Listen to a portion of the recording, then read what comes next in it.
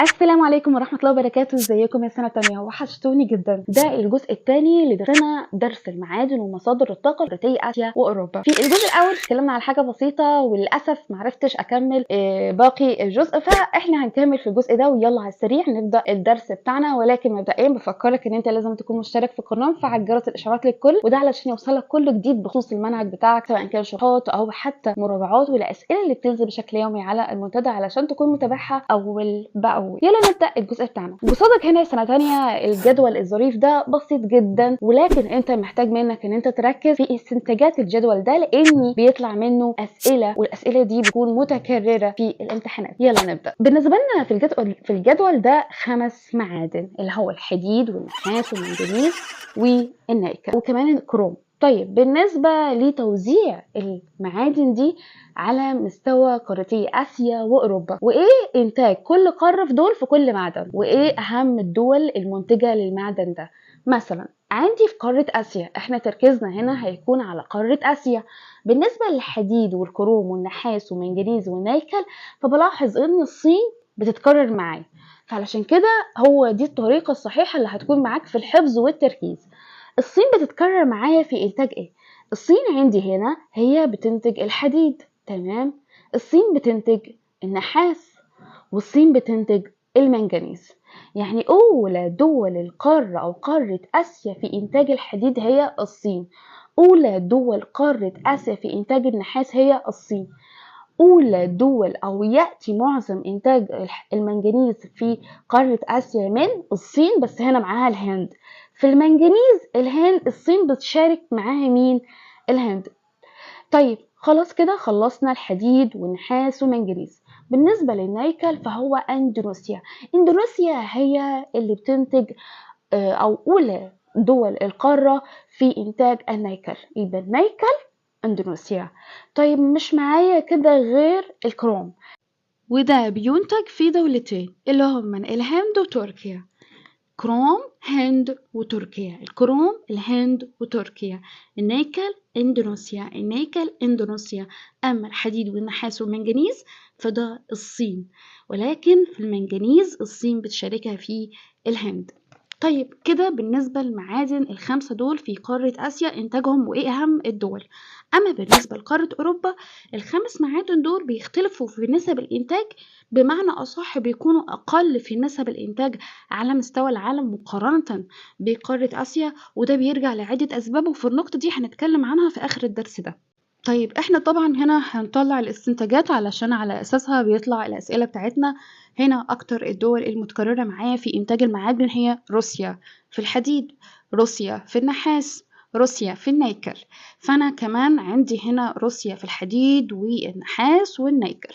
طيب بالنسبة كمان لنسب الإنتاج، روسيا بيأتي منها معظم إنتاج القارة بنحو كام؟ 6.5%. إنتاج القارة على مستوى العالم من الحديد 6.5%. إنتاج القارة من معدن الكروم على مستوى العالم برضو 6.5%. أما النحاس فحوالي 10% بس. أما المنجنيز فهو أقل نسبة في إنتاج قارة أوروبا، وهو المنجنيز بنسبة 2%. وكمان في قارة آسيا المنجنيز، معدن المنجنيز بيتصف إن هو أقل نسبة معدن بينتج في القارة بنسبة 13.5%. كمان المنجنيز بينتج في قارة أوروبا بنسبة قليلة جدا اللي هي 2%. يعني نستنتج إن المعدن ده سواء كان في قارة آسيا أو أوروبا بينتج بنسبة وهو أقل معدن بينتج في القارتين. في آسيا 13.5، في أوروبا 2% بس. طيب إيه أهم الدول اللي بيأتي منها إنتاج المنجنيز في قارة أوروبا؟ أوكرانيا. منجنيز أوكرانيا، منجنيز أوكرانيا. طيب بالنسبة للنيكل، النيكل روسيا، والنحاس روسيا، والحديد روسيا. أما الكروم فهو فنلندا، كروم فنلندا، كروم فنلندا. طيب النيكل من روسيا، النحاس روسيا، الحديد روسيا. أما المنجنيز أوكرانيا، منجنيز أوكرانيا. قارة أوروبا أحس كده إن الجدول بتاعها هيكون سهل معاك في الحفظ. ليه؟ أو إن أنت تلاحظ الاستنتاجات دي علشان تكون سهلة معاك إن أنت تجاوب على الأسئلة. إن معظم المعادن اللي هو الحديد والنحاس والنيكل اللي هو روسيا، أما كروم فهو فنلندا، وأما المنجنيز فهو أوكرانيا. بالنسبة لنسب الإنتاج 6.5 6.5، الحديد والكروم 6.5، أما النحاس 10%، والمنجنيز هو أقل نسبة 2%، والنيكل 10% أو بيقترب ل10%، يعني هو أقل من 10 بحاجة بسيطة جدا. حاسة إن احنا طولنا شوية في الجدول ده، ولكن مش مهم، ده في سبيل إن احنا نخفف عليكم الجدول وما يكونش صعب والاستنتاجات تكون سهلة عليك. طيب خلينا كده نبدأ مع بعض في جزئية المعادن الخفيفة. احنا خلاص خلصنا المعادن الأساسية أو المعادن اللي بتطلع منها الصناعات الحديدية. المعادن الخفيفة يا سنة تانية زي التيتانيوم والبوكسيت. التيتانيوم يعني ايه؟ تيتانيوم ده معدن بيستخدموه كده علشان يصنعوا الهيكل بتاع الطيارات. هياكل الطيارات طبعا بتصنع من معدن التيتانيوم، وده طبعا وكمان مش بس الطيارات، لا الصواريخ، وليها كمان استخدام تاني اللي هو بتستخدم في صناعة الأجهزة الطبية. طيب ليه؟ اشمعنى التيتانيوم اللي بيستخدموه في الصناعات المهمة دي؟ هياكل طيارات وصواريخ وأجهزة طبية. ليه؟ لأنه المعدن ده خفيف في وزنه، وزنه خفيف وصلب جدا، وصعب ان هو يتاكل، يعني بيقاوم التآكل لفترة طويلة جدا. فأنا هنا عندي سؤال، بما تفسر يستخدم التيتانيوم أو معدن التيتانيوم في صنع هياكل الطائرات والصواريخ والأجهزة الطبية. ليه؟ لأنه يتميز بخفة وزنه وصلابته العالية ومقاومته الكبيرة للتآكل. طيب ده معدن من المعادن الخفيفة. ايه المعدن التاني اللي يعتبر من المعادن الخفيفة اللي بتنتج في قارة آسيا وأوروبا؟ البوكسيت. البوكسيت بيدخل في صناعة الألمنيوم. احنا عارفين الألمنيوم، ولكن الألمنيوم ده أساسا بيدخل فيه معدن تاني اللي هو البوكسيت. طيب خلينا نشوف نسب القارتين، نسب إنتاجهم في المعادن الخفيفة دي، وإيه أهم الدول المنتجة للمعادن دي. عندي التيتانيوم والبوكسيت، مركز السنة تانية في قارة آسيا. التيتانيوم والبوكسيت بينتجوا بنسبة خمس الإنتاج على مستوى العالم كله. خمس الإنتاج على مستوى العالم من التيتانيوم والبوكسيت بيطلع من قارة آسيا. طب إيه أهم الدول المنتجة للتيتانيوم والبوكسيت؟ فهو الصين. الجدول ده سهل، فأنا عندي التيتانيوم والبوكسيت بينتجوا بنسبة 5 لإنتاج على مستوى العالم من قارة آسيا. طيب وإيه أهم الدول المنتجة للمعدنين دول في قارة آسيا؟ هي الصين.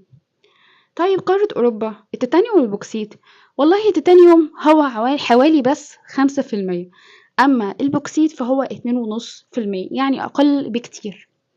ده ليه؟ ده طبعا لأن بيرجع لعدة أسباب هنتكلم فيها في نقطة تانية.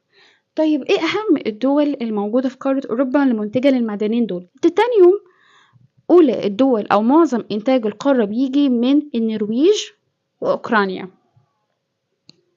اما البوكسيت فبيجي منها معظم انتاج القارة من دولة روسيا، كده المعدنين التيتانيوم والبوكسيت. التيتانيوم والبوكسيت من الصين، التيتانيوم من قارة اوروبا في النرويج واوكرانيا، البوكسيت في قارة اوروبا في روسيا.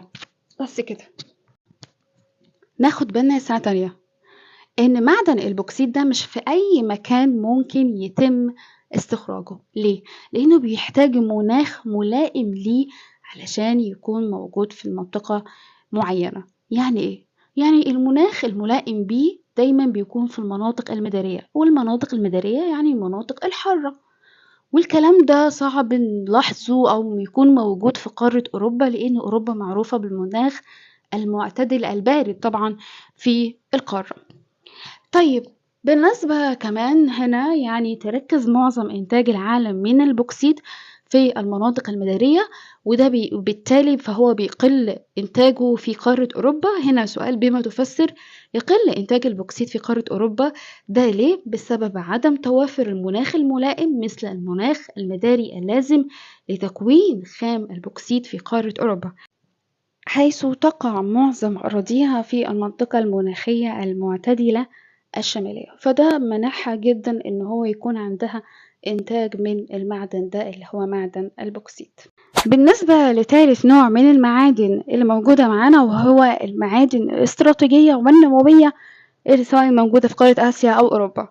اليورانيوم يا سنة تانية معروف إن هو بيستخدم في الصناعات النووية كمصدر للطاقة النووية، وده الجدول طبعا بيوضح لك إيه أهم الدول المنتجة لليورانيوم. هنا عندي في آسيا كازاخستان، وفي أوروبا روسيا. طيب بالنسبة لنسب الإنتاج، اليورانيوم بينتج في قارة آسيا بنسبة إن هو بيطلع منه حوالي نص الإنتاج على مستوى العالم كله بيطلع من كازاخستان اللي موجودة في قارة آسيا. أما حوالي بس 6% من الإنتاج بيطلعوا من قارة أوروبا ومن من دولة روسيا. نلاحظ السنة تانية إنه من كل اللي فات ده إن كل المعادن الخام بتنتج في قارة آسيا بنسبة مرتفعة جدا عن قارة أوروبا، وده بيرجع لعدة أسباب. بسبب اتساع مساحة قارة آسيا مقارنة طبعا بقارة أوروبا، بسبب تنوع الصخور الموجودة في قارة آسيا، زائد كمان إن تعرض مساحات كبيرة من قارة آسيا إلى حركات باطنية قوية مقارنة بقارة أوروبا. زائد كمان في حاجة إن هي تم نفاذ كمية كبيرة أو ضياع كمية كبيرة من الخامات المعدنية الأوروبية بسبب إن كان في فترة المنتصف القرن ال18 كانوا بيستخرجوا بنسب كبيرة جدا للمعادن دي مع الثورة الصناعية، وده أثر على إن كمان قارة أوروبا يكون إنتاجها أقل في المعادن حاليا. فأنا هنا هنطلعهم كده على كذا نقطة بما تفسر يعتبر إنتاج المعادن الخام في قارة آسيا مرتفع عن الإنتاج في قارة أوروبا. ده بيرجع إلى بما تفسر هنا بيرجع إلى إيه؟ 1 اتساع، 2 تنوع، 3 تعرض، 4 نفاذ.